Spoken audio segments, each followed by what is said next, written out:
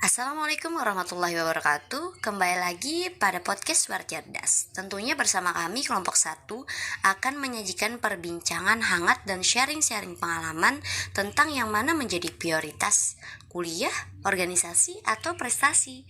Tentunya akan kita bahas pada podcast kali ini. Saya Kamordah tidak sendirian loh, tetapi akan ditemani dengan Kak Patmi. Halo Kak Patmi, apa kabarnya hari ini? Hai Kak Mawaddah, Alhamdulillah baik Kak.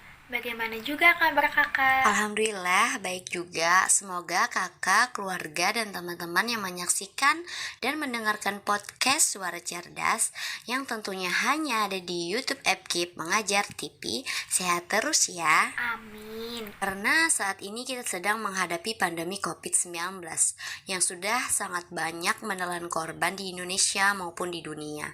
Walaupun sudah ada vaksin, tetapi kita tetap harus menerapkan protokol kesehatan dalam kehidupan sehari-hari.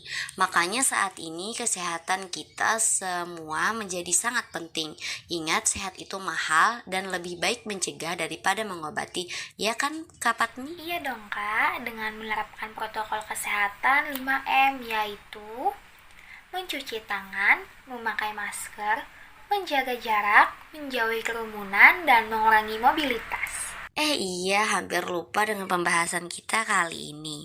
Kak Patmi, saya mau tanya nih, bagaimana pendapat kakak tentang kuliah, organisasi, dan prestasi? Yang mana menjadi prioritas utama dan yang sangat penting. Apalagi kan kita sebagai mahasiswa saat ini sedang menjalani kuliah daring. Dilakukan secara online dengan menggunakan teknologi informasi dan komunikasi yang dilakukan serba di rumah. Menurut saya, semuanya sangat penting. Tetapi prioritas utama tergantung kondisi. Misalnya, apabila ada tugas kuliah yang harus dikerjakan terlebih dahulu, itulah yang menjadi prioritas saya. Di samping, saya juga bisa tetap mengikuti rapat organisasi secara online dan mengejar prestasi dengan mencari-cari info tentang lomba-lomba yang tentunya dilaksanakan secara online juga. Dikarenakan pandemi COVID-19 ini telah mengubah semua seni kehidupan, semua aktivitas dilakukan secara online. Konsep pendidikan juga berubah, yang tadinya proses belajar mengajar dilakukan secara tatap muka, sekarang menggunakan berbagai aplikasi di jaring sosial. Namun pastinya ada saja kendala yang kurang menyenangkan, yaitu terkadang dalam kemudahan belajar online terasa sulit dikarenakan susahnya mengakses e-learning yang disebabkan susahnya jaringan dan servernya yang down. Tugas juga terasa lebih banyak diberikan sehingga saya sedikit repot mengerjakannya. Betul sekali Kak, saya pun juga merasakannya sangat sulit untuk mengakses apapun ketika menyangkut persoalan jaringan. Pastinya bukan hanya saya dan kakak yang merasakannya, tetapi hampir semua pelajar dan mahasiswa di Indonesia. Bagaimana nih Kak Patmi? Bolehkah berbagi sedikit pengalamannya bagaimana Kak Patmi dalam mengatur waktu antara kuliah online, organisasinya, walaupun kegiatan dalam mengejar prestasi lainnya. Selain itu kan pastinya kita juga mengikuti acara-acara online seperti webinar, workshop, ataupun kuliah umum untuk memenuhi SKIP, dan di samping itu kalau perempuan biasanya harus bantu-bantu beres-beres rumah kan ya. Menurut saya, bagi kita sebagai seorang mahasiswa, memanage waktu antara belajar, organisasi, dan melakukan aktivitas sosial adalah wajib dilakukan. Namun demikian, banyak dari kita yang masih terkendala dalam membagi aktivitas akademik, organisasi, dan bermain.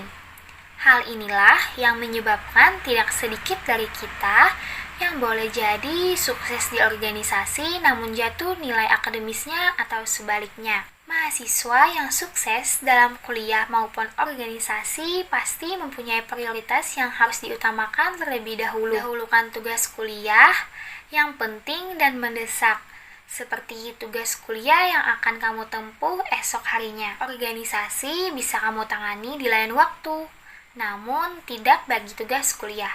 Ini adalah masalah prioritas.